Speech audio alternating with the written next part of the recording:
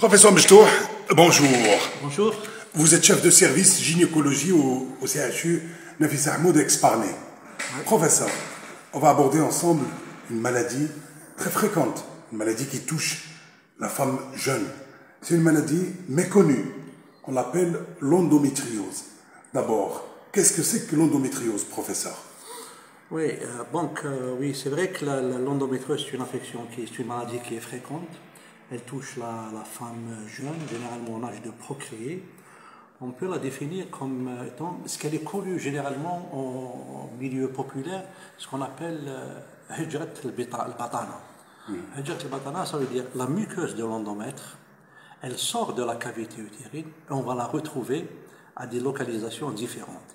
Elle peut être au niveau du muscle de l'utérus, elle peut être également au niveau du péritoine, elle peut être également au niveau de l'ovaire et elle peut être en extra au niveau du tube digestif ou bien au niveau de la vessie. Donc à partir de là, on a plusieurs morphotypes, on a des différents morphotypes de l'endométriose.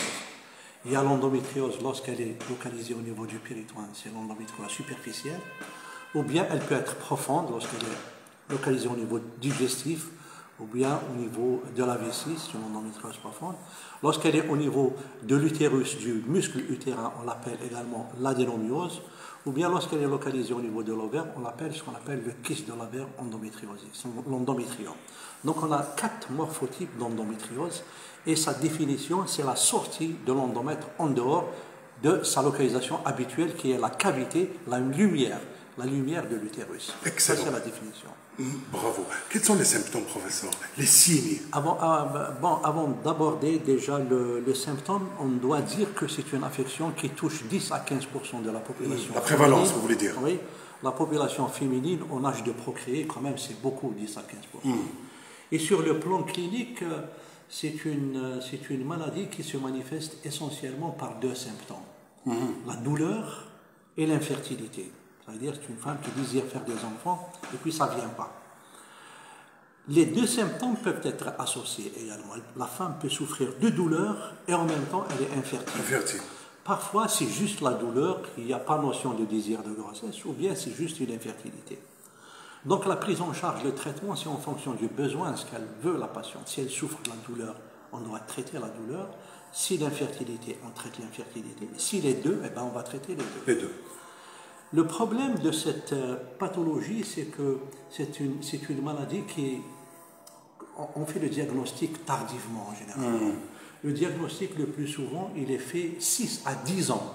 Donc la maladie, elle traîne pendant 6 à 10 ans. Donc elles arrivent à des stades avancés. Oui, et puis la patiente, elle voit différents médecins. Elle va voir le gastrologue parce qu'elle a des signes digestifs, elle va voir le généraliste parce qu'elle a des douleurs, des règles qui sont douloureuses.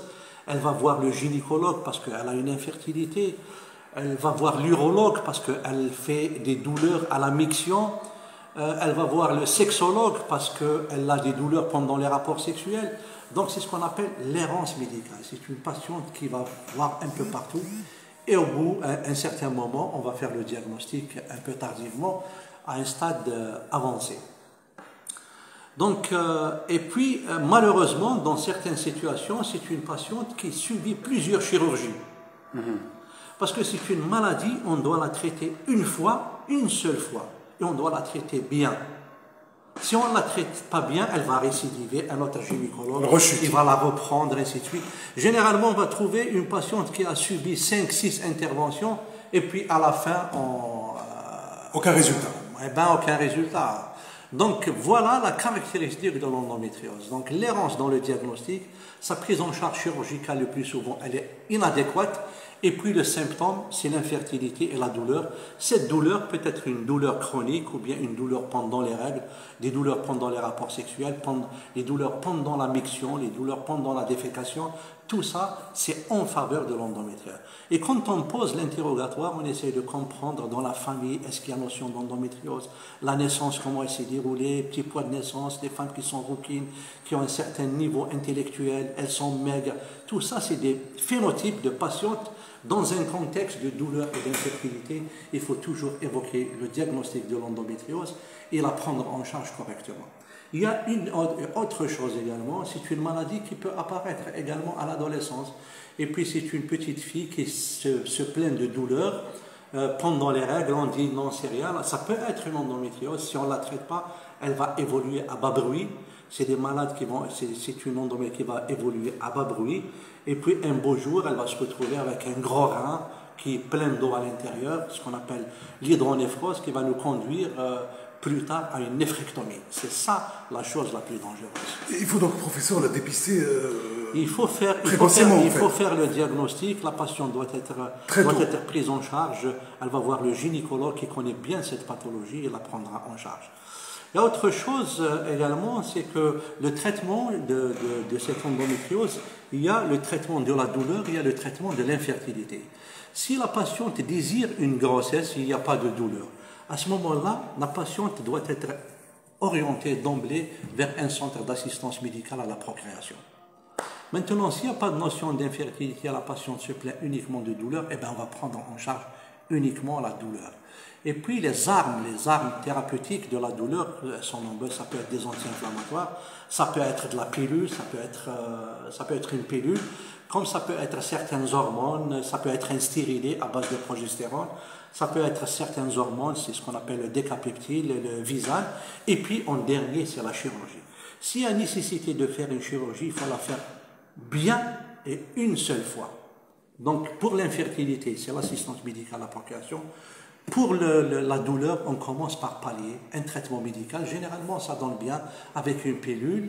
La patiente va s'améliorer sur le plan de douleur et on va continuer sa surveillance par une imagerie. Essentiellement, c'est l'IRM qui nous donne une imagerie parfaite en matière d'endométriose.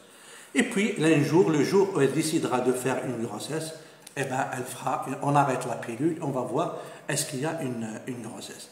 Maintenant, s'il y a échec à cette thérapeutique médicale, on va préconiser une chirurgie. La chirurgie doit être faite dans un centre de référence. Elle doit être prise en charge par une équipe multidisciplinaire. Il faut qu'il y ait un gynécologue, il faut qu'il y ait un viscéraliste, il faut qu'il y ait un urologue, parce que parfois on est amené à faire des résections digestives, il nous faut un chirurgien digestif. Parfois on est amené à faire des résections de la vessie, des résections de l'urtère avec réimplantation. Donc il faut qu'il y ait également un urologue. Donc c'est une prise en charge multidisciplinaire et c'est une chirurgie qui est extrêmement lourde. C'est ce que on peut appeler également, c'est un cancer bénin. Donc sa prise en charge quand même, elle reste une prise en charge lourde. Professeur Mouchtar, merci beaucoup. Bon, merci. Merci.